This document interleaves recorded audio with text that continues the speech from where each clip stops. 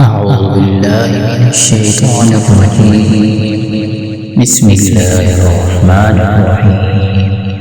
ولما توجه تلقاء مدين قال عسى ربي أن يهديني سواء السبيل.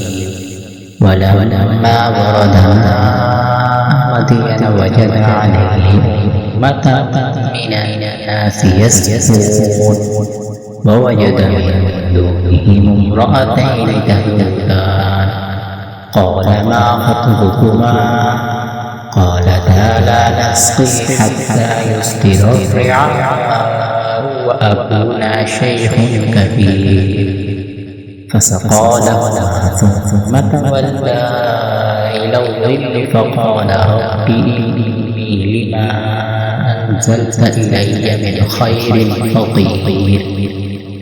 فجاءته إحداهما تمشي على استحياء قالت إن أبي يدعوك ليجزيك أجر ما سقيت لنا. فلما جاءه وقص عليه القصص قال لا تخف نجوت من القوم الظالمين. قالت إحداهما يا أبت استأجره إن خير من استأجرت القوي الأمين.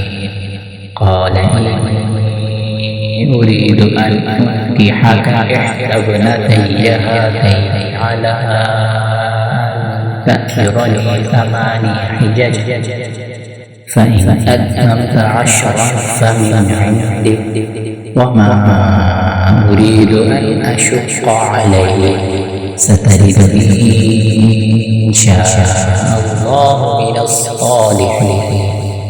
قال ذلك بيني وبينك أيما الأجلين قضيت فلا عدوان علي والله على ما نقول وكيل.